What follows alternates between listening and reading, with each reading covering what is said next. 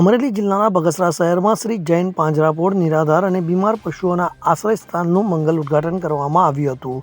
તો આ દરમિયાન સંતો મહંતો સહિત મહાનુભાવો ઉપસ્થિત રહ્યા હતા.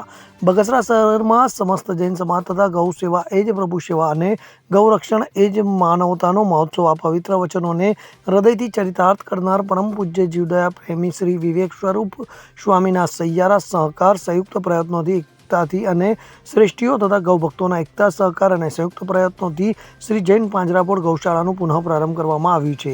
તો ગૌમાતાનું પૂજન તથા ગૌમાતાને લાપસી પ્રસાદ પણ અર્પણ કરવામાં આવી હતી. શું કહેશો આજના કાર્યક્રમ વિશે?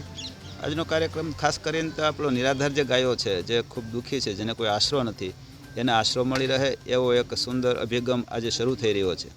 જૈન પાંજરાપોળની જમીન ઘણા સમયથી પડી હતી. પહેલાં તો અહીં પાંજરાપોળ ચાલતી જ હતી, પણ વચ્ચે બંધ થઈ ગઈ હતી અને ફરીને પાછી જીવંત કરવાના માટેનો આજનો આ કાર્યક્રમ છે. નવો આ કન્સેપ્ટ શરૂ થઈ રહ્યો છે. આખું ગામ સ્વામિનારાયણ મંદિર બગસરા અને જૈન સમાજ સાથે રહે અને આ ગાયોનો એક નિભાવ થાય એના માટેનો ખૂબ સુંદર એક પ્રોગ્રામ કરી રહ્યા છે. અને કાયમીને માટે આમાં વિશેષ ઉત્કર્ષ થતો રહે.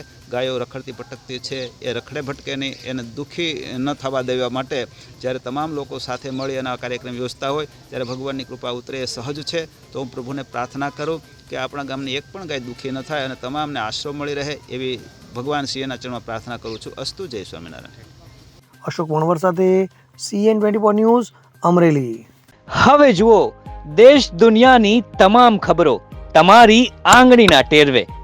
ઉઠાવો મોબાઈલ અને ગૂગલ પ્લે સ્ટોર પરથી ડાઉનલોડ કરો અમારી CN24 ન્યૂઝ મોબાઈલ એપ.